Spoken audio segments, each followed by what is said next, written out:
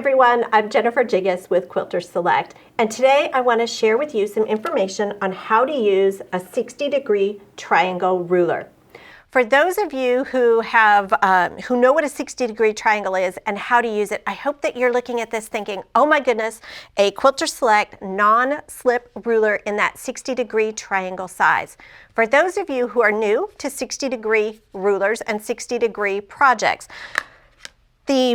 this is a one-block quilt pattern, right? I love 60-degree diamond quilts or 60-degree triangle quilts because every single 60-degree triangle quilt is basically the same thing. It's all about fabric placement, fabric layout, and the size of the triangles.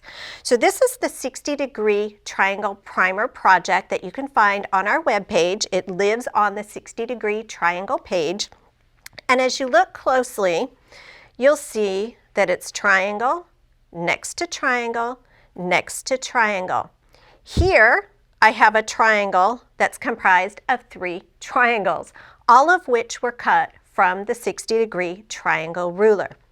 When we take a look at the ruler, some things that are unique. Number 1, that non-slip coating on the back side of the ruler.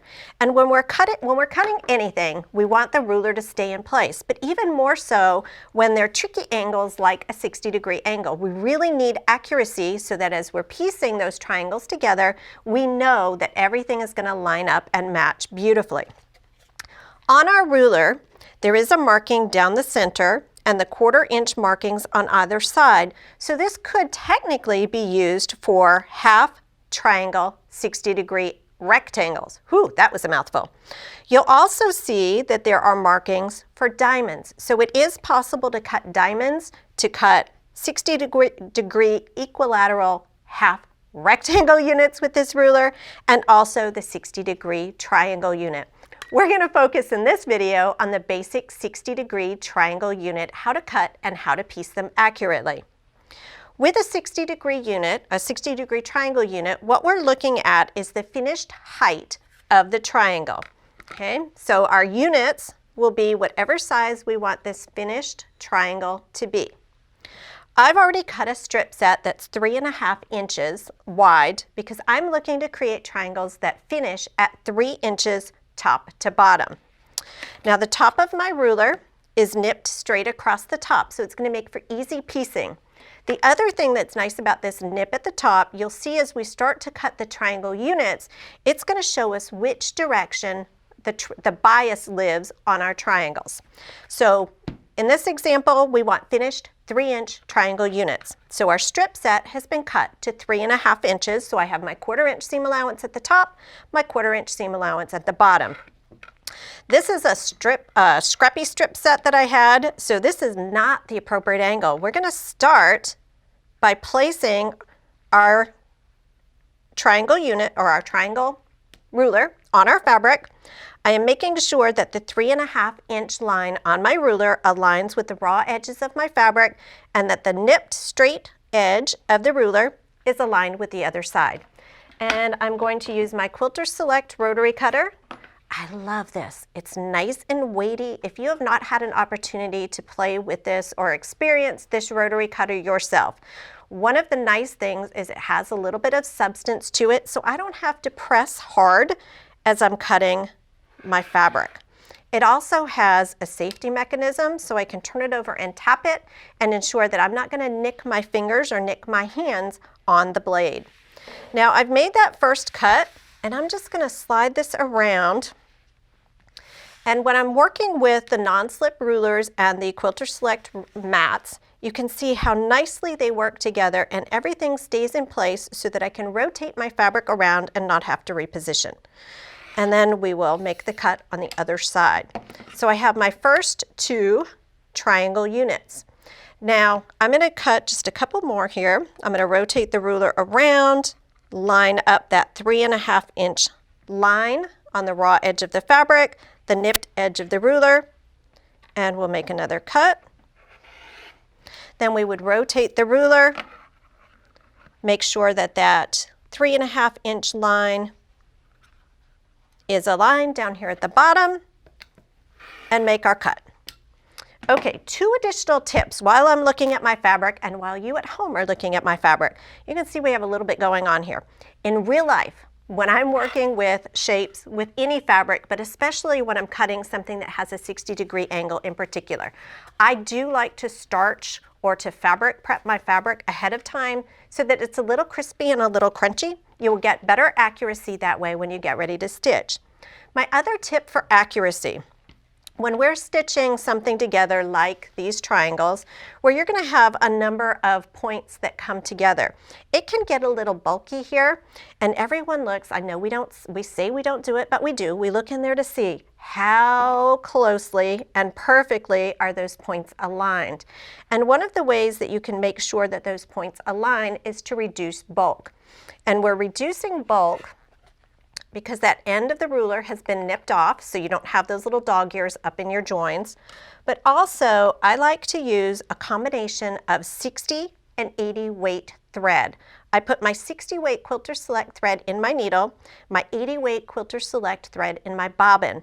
This is going to give you a very fine but strong seam that's going to not take up space in those joins. So your piecing is going to be much more accurate when you're using the appropriate thread types. Okay, so now we'll take our triangles, and where we can see here at the top where that edge has been clipped, your bias comes down the clipped edge.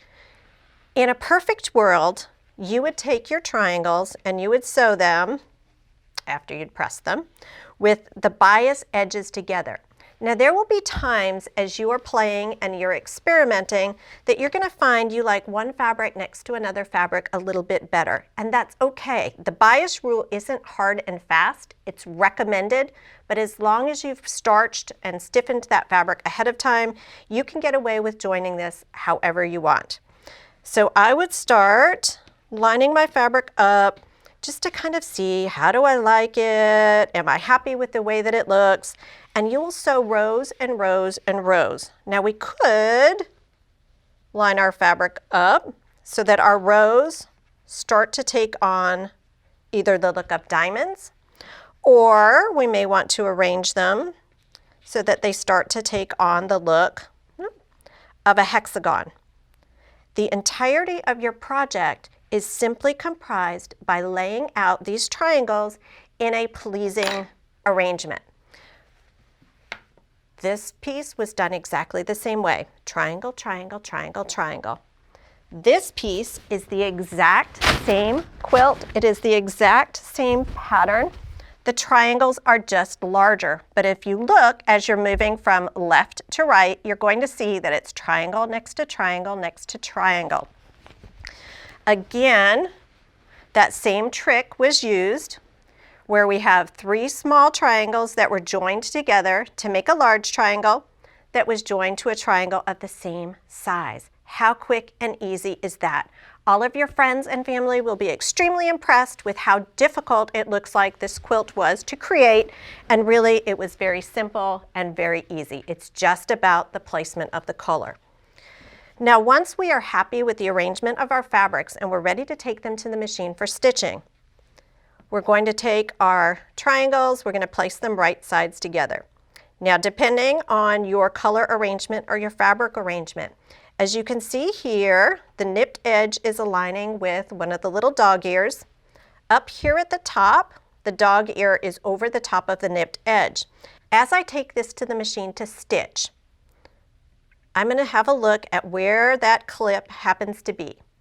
And I'm going to place my needle right there on the clip, and this is where I'll start to stitch. That indicates my start right down to my finish, so that my 1/4 inch seam will be consistent and even.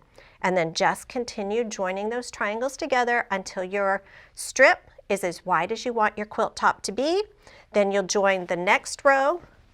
So here's row 1. Here's row 2. Here's row 3. And after I stitch together each of those strip sets, I'll stitch together the 2 units, 1 and 2, add the next one, and so on and so on. And that's as easy and simple as it is to put together a 60-degree triangle project. But one more thing for inspiration. If you have any scrap fabrics sitting around your house, or you have any leftover strip sets that are sitting around, those 2.5-inch strip sets in particular work really well. You can elevate the look of your project one more level by sewing those strip sets together and then using your 60-degree triangle to come in and cut to make fancy pants triangles. That as you start to join these together, look at how much more intricate and complicated this starts to look. And as you add maybe solids in here along with your fancy pieces, it's going to give you just more and more opportunity to play and to create something that's really dynamic. I hope that you've enjoyed this quick look at the 60-degree triangle ruler and that you'll go back to your sewing studio and start to experiment with the fabrics that you have, and we would love to see what you are creating.